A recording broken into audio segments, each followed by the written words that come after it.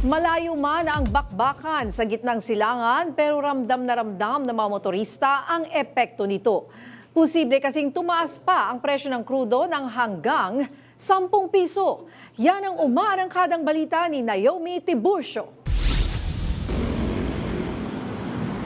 Ilang buwan pa lang nagmamaneho ng taxi si Rodolfo pero mukhang babalik na siya sa pagiging family driver dahil sa malaking posibilidad.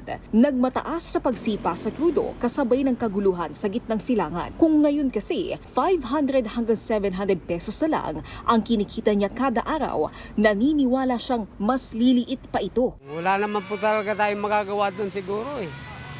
Kung hindi, ano na lang, pagtipid-tipid nila sa gas, papila-pila. Yun na nga lang kasi ang operator hindi naman papayag magbawas ng boundary. Sana kung makisama sila, magbawas, mas maganda.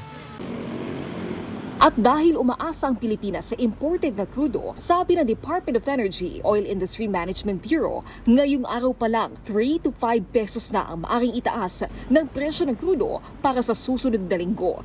Hindi pa kasama rito ang nalalabing 4 na araw na trading. Kung tumaas pa ng $20 ang kada barile sa world market, pwede pa itong umabot ng hanggang 10 pesos kada litro. Unang araw pa lang siya ng trading, kaya hindi natin masabi kung magpapatuloy yung pagtaas, may posibilidad. Pero kung may reason naman para bumaba, hindi natin marireach yun.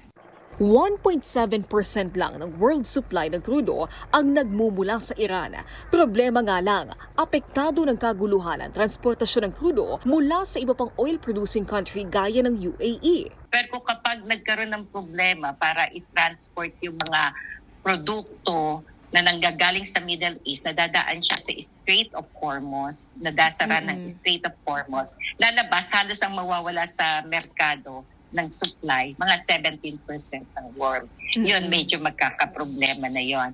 Sa kabila nito, siniguro naman ng DOE na may sapat pang supply ng krudo sa bansa sa loob ng 2 buwan.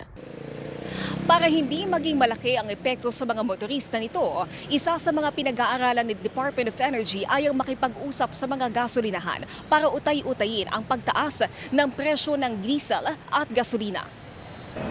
Oras sa umabot ng $80 per month ang presyo sa kada bariles ng krudo, maaring mag-issue ng abiso ang DOE sa DOTR at DA para pairalin ang fuel subsidy sa mga nasa transport at agriculture sector.